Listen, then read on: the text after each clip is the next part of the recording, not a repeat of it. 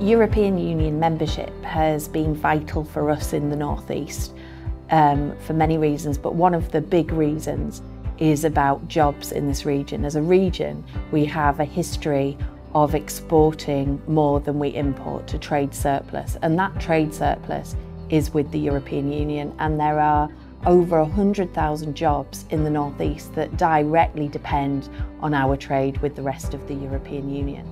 The European Union's also been extremely good for the environment on all sorts of different levels. We have legislation which a lot of people think comes from Westminster, from London, which actually doesn't. It comes from Brussels, it comes from the European Union, and in many ways the UK was seen as the dirty man of Europe before we joined the European Union, and as a result of having to follow European legislation on the environment, we've got cleaner beaches, we've got cleaner river, we've got cleaner air, and those environmental standards have been lifted as a result of being a member of the European Union. Another good thing about the European Union.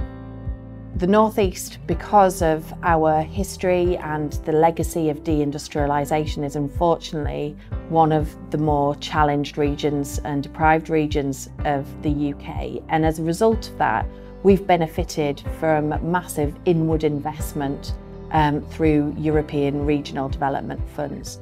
Those regional development funds are allocated not on the basis of political whim or whether the people vote the right party locally, but allocated on the basis of economic need. And as a result, as a region, we have benefited from our EU membership pound for pound far more than we have contributed as local taxpayers. The EU's been very good for peace in Europe. In 2012, this was acknowledged when the European Union won the Nobel Peace Prize, and that was because over the time that the European Union has existed, no country that's joined the European Union has ever gone to war against another member state. And if you think back over the 100 and 150 years of history prior to that, we had the Second World War, the First World War, and before that another 100 years of war. So the European continent had a long period of fighting, which has only really settled down since the creation of the European Union. And the fact that the European Union has in many ways been a peace project is one of the main reasons why I support the European Union. One of the most tangible benefits of European Union membership is around the rights that have been acquired through European legislation, whether that is employment rights, rights in the situation of collective dismissals and ensuring information consultation. All of those rights at work have been legislated through European Union legislation. But rights aren't limited to the workplace. We also have rights through our European membership as consumers, through European consumer protection legislation, to ensure that if we buy something and it's not what we expected or we didn't get what we wanted, then we are protected. If we travel and something goes wrong, we as the consumer are protected in that situation. So rights are a really crucial part of what the European Union brings to people in a very tangible way here in the North East and across the whole of the UK. So when I became an MEP, I was very keen to do some work on climate change, and I got this chance to work on a piece of legislation by the rather long title of land use change and forestry. And I worked on this for the Socialists in the Parliament, and as a result of getting some changes to the legislation, we've been able to enshrine in European law for the whole of the European Union protection of peat bogs, which contain a very large amount of carbon, and we have lots of peat in the northeast of England, up on the moors. And the legislation was also able to incentivise construction in wood, the building of tall, big buildings in wood, thereby replacing concrete. Concrete's responsible for around about 12% of global carbon emissions. So shifting into wood reduces carbon emissions and also at the same time sequestrates carbon in the wood, just as trees sequestrate carbon. So a double blow, if you like, against climate change as a result of that legislation, and I'm pleased to say that I'm responsible for that. I think my biggest achievement, you have to look at it from 2 points of view. One is the thing that you do across Europe, but then it's also your achievement in your constituency. And so to start with the constituency, I think the extension of the metro to Sunderland and to the airport were things that I was directly involved in. And it was in the days when MEPs could actually lobby for money for the constituency. So whenever I get on the metro to the airport, I think I played a part in that. In terms of across Europe, I was appointed as the Parliament's spokesman and rapporteur on German unification. So when the Berlin Wall collapsed, I was sent on behalf of the European Parliament to meet the interim government and then to draft all of the legislation that allowed East Germany to become part of the European Union. One of the early achievements which I was pleased with was tabling a resolution in the Parliament, which then got adopted by the Parliament as a whole, to establish a register of members' interests. Because before that there hadn't been such a register, and yet it was important obviously in a democratically elected institution that was covering a number of countries in Europe, to make sure that members were transparent and that people knew something about them and their background and what they were involved in. My main work in all the years I was there was actually focused on research, because at that time the Commission was very concerned that in the information technology sector we were way behind the United States, and they had a proposal that if they all worked together they would achieve much more than they could working separately. So we had a program to do that, and the problem was that it was costing quite a bit of money in those days, and my job was to make sure that it got through all the parliamentary systems. So that's where it all started, and of course it developed into low carbon technologies after that, and a whole range of things. In fact, the research program now it's now called Horizon 2020. It's got an 80 billion euro budget, and Britain is the largest benefactor from it, almost as much as France and Germany put together. I certainly think that as part of the team on the environment committee, we achieved a lot of other legislation. Improves the quality of air, water and food, and to generally positive effect on people's health. We also do on chemicals, chemical safety, which is important to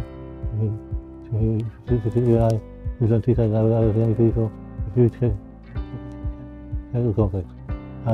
Obviously, as a European, it is very involved in many legislation that we need to local industry and make sure it's very safe.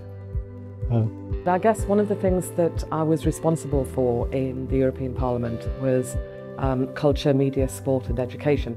So I was the coordinator for the Socialist Party for that area of work, and one of the things that I was able to do was really highlight how important cultural and creative industries were to the North East economy, help support them, give money to them and advocate on their behalf. And really there was a flourishing at that time. It was the time when the Sage opened, it's the time when the Baltic opened, and cultural and creative economy really became the buzzword in the North East. And I hopefully played my part in doing that and connecting the North East with the European cultural and creative economy people. Well, I was a member of the Employment Committee in the European Parliament and spent 30 years working on employment and social legislation.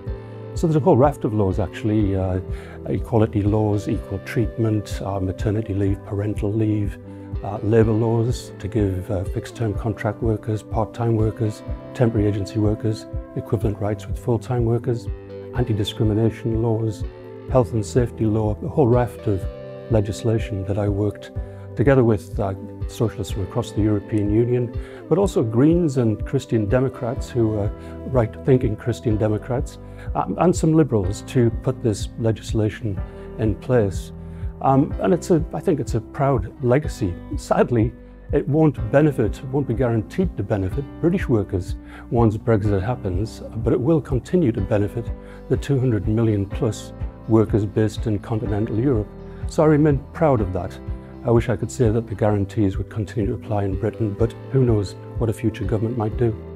I guess my proudest moment as a trade unionist in Parliament was being a key part in the McDonald's campaign to try and get a ban on 0 hours contracts and to ensure that big multinational companies like McDonald's aren't ripping off the public by avoiding their tax, and seeing the European Commission take on McDonald's for their tax avoidance.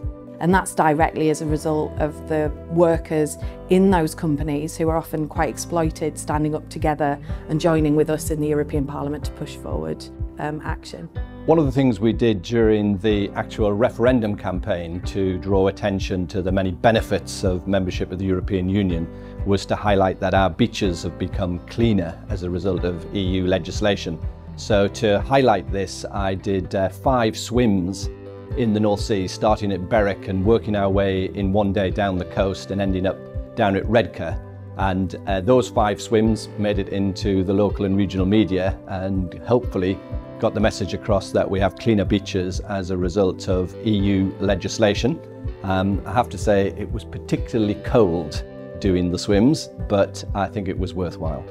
I think the most emotional speech that I've had to give in the Parliament was after the referendum, actually after the negotiations had started on Brexit, in the Petitions Committee around citizens' rights. And I had to kind of stop as I was talking about how unfair I thought the people who didn't have a voice in the referendum, that their rights were actually being pulled back the furthest. You really felt the kind of whole committee rally behind me, because I welled up and got quite emotional as I was speaking, and the reaction from people outside the Parliament was lovely as well. I always remember going into a school, a school that wasn't having an easy time in the North East, and lots of students who were about to be excluded. They had a history of exclusions, and they introduced art into the curriculum for people who were about to be excluded, art and drama and dance and music. And I'll always remember going into this classroom where all of these kids, who basically really had a very, very difficult future ahead of them, really getting excited by the opportunities that the European Social Fund and the European Regional Development Fund had offered them in terms of money to develop their activities. And it saved a lot of kids from exclusion, and therefore it gave them an opportunity for the future. So there were lots of moments like that, actually, that you think, yeah, you can make a difference. It's really good. Other things like going to speak at schools, do prize givings, talk to young people about what Europe was about. And of course, in those days, before anyone thought about leaving the European Union, for many young people, and it's still the case today, it's their aspiration to be part of something bigger. And so you could talk to people in primary schools or at universities about it, and I got a lot of satisfaction from that. One of the key things that I came into Parliament pushing for was to push forward carbon capture and storage on Teesside. And we worked very closely with Teesside Collective, the chemicals and big manufacturing industry across Teesside, to push that up the political agenda. And as we leave the European Parliament, we're now seeing that whole agenda pushed forward from Westminster, and the money coming through to ensure that there'll be industrial carbon capture on Teesside. So I think that's one long-term thing which we'll see into the future, delivering a benefit for the North East and for jobs and for the environment and for our communities.